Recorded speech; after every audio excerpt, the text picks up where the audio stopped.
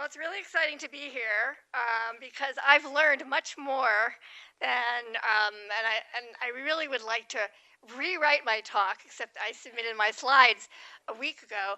But I think as I'm talking, you're going to get to see why this research reinforces the real importance of doing prevention as well as intervention.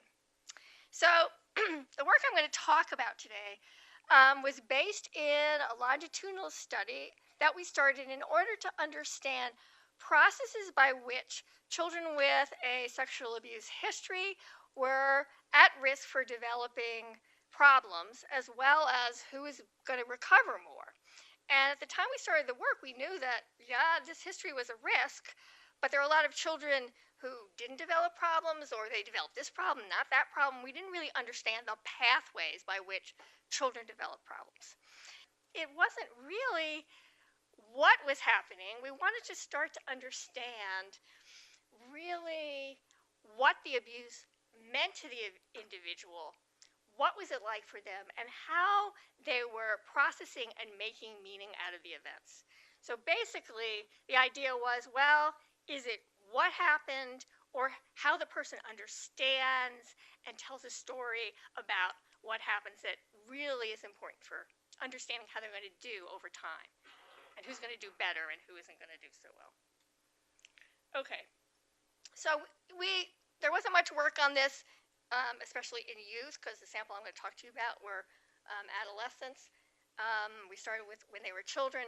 At any rate, we knew that this is a hard thing to make meaning about, these events, right? So we know that the abuse violates core assumptions about the self as being lovable, worthy, about others as providing safety and care, and so that would turn the child's world upside down. We also know from work with adults that, at least in one study, 50% of them reported that they still hadn't figured out what these experiences meant for who they were and their relationships with others.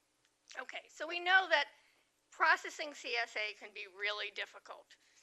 You have symptoms which get in the way of encoding the different memories, such as PTSD and dissociation.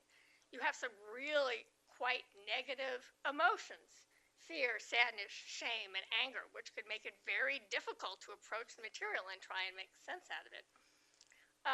We also know, and we've heard earlier, that parents are really an important part of helping children scaffold, and for prevention is also, as well as intervention, to understand negative events.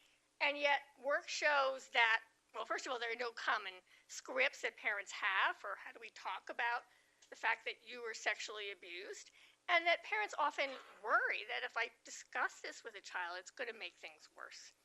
And we know from developmental literature that parents are really key to providing that scaffolding to be able to self-regulate and talk about memories and make sense out of them.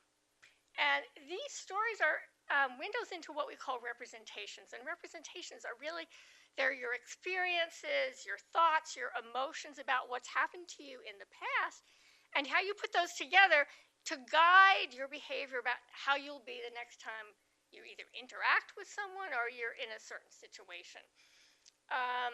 They tell us about strategies people use for regulating emotion and attention to memories, and also narratives, which is the best way of getting at representations.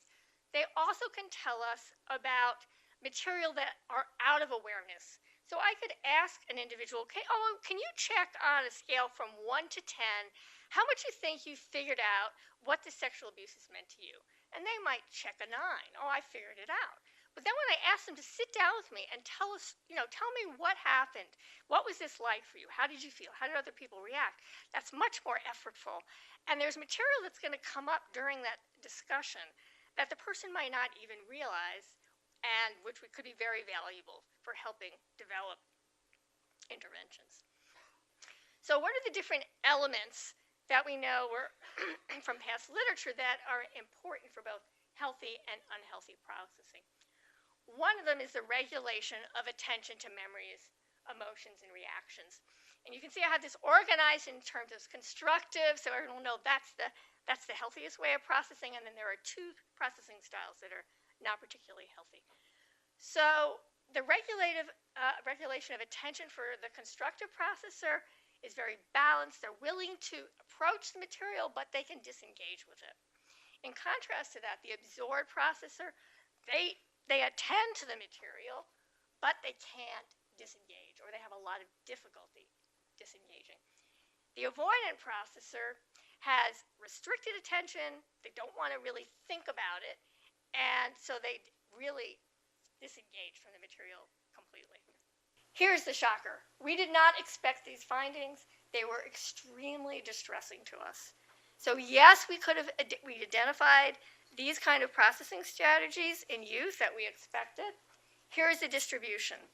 Only 14% of our sample, 6 years after abuse discovery, showed us this constructive kind of processing.